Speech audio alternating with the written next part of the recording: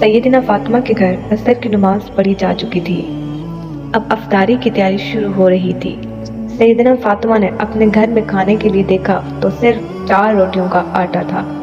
शेर खुदा के साथ साथ सरदार नौजवान जन्नत दोनों रोजे से थे। सैयदना फातिमा ने देखा कि सिर्फ 4 रोटियों का आटा मौजूद था। अफ्तारी का वक्त नजदीक था। सब अल्लाह की इबादत में मसरूफ थे। रो रो के गिड़गिड़ा के अपने अल्लाह से दुआ कर रहे थे। सैयदना फातिमा ने 4 रोटियां पका ली। अफ्तार का वक्त करीब हुआ। अफ्तार के वक्त इमाम हसन और इमाम हुसैन ने अपने अपने हिस्से की एक एक रोटी खाई। शेर खुदा ने अपने हिस्से की रोटी खाई और रोज़ा अफ्तार किया।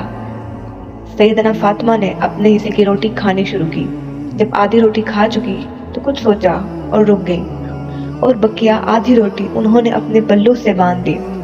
इमाम हसन और इमाम हुसैन ने पूछा कि आपने आधी रोटी अपने पल्लू के साथ क्यों बांध ली है? तो सैयदना फातिमा फरमाने लगी, पता नहीं मेरे बाबा ने कुछ खाया होगा या नहीं खाया होगा, मैंने ये आधी रोटी अपने बाबा के लिए बचाई है। फिर आप फौरन से अपने बाबा के घर तशरीफ ले गई। अभी आप दरवाजे पे खड़ी थी कि हमारे प्यारे नबी हज़रत मोहम्मद सल्लल्लाहु अलैहि वसल्लम नमाज पढ़कर वापस घर की तरफ तशरीफ ला रहे थे। हमारे प्यारे नबी ने अपनी बेटी सैयदना फातिमा से पूछा, बेटी तुम बाहर क्यों खड़ी हो? तो सैयदना फातिमा फरमाने लगी, पापा मैं आपकी इजाज़त के बगैर कैसे जा सकती हूँ? नबी पाक सल्लल्लाहु अलैहि वसल्लम ने सैयदना फातिमा से कहा, चलो अंदर चले। सैयदना फातिमा और नबी पाक सल्लल्लाहु अलैहि वसल्लम घर के अंदर दाखिल हुए। सैयदना फातिमा ने अपने पल्लू से बांधी हुई वो रोटी निकाली और नबी पाक सल्लल्लाहु अलैहि वसल्लम को पेश करते हुए कहा, बाबा मैं आपके लिए ये रोटी लाई हूँ। मैंने सोचा पता नहीं मेरे बाबा ने कुछ खाया भी होगा या नहीं खाया होगा। ये सुनते साथ ही नबी पाक सल्लल्लाहु अलैहि वसल्लम ने सैयदना फातिमा से कहा, बेटी क्या तुम्हें मालूम है कि मैंने पिछले 4 दिनों से कुछ भी नहीं खाया? मेरी हलक से रोटी का एक निवाला भी नीचे नहीं उतरा। ये सुनते ही सैयदना फातिमा की आंखों में आंसू आ गए। उन्होंने कहा, बाबा क्या आज मैं आपको अपने हाथों से ये रोटी खिलाऊं?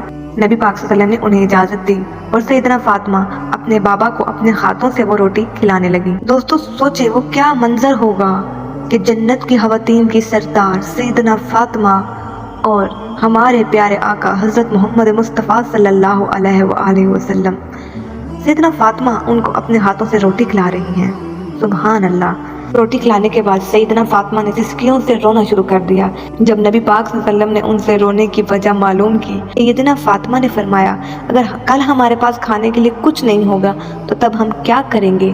तो हमारे प्यारे आका हज़रत मोहम्मद मुस्तफ़ा ने फरमाया, मेरी प्यारी बेटी तुम भी ऐसे ही सब्र करना जैसे मैंने सब्र किया।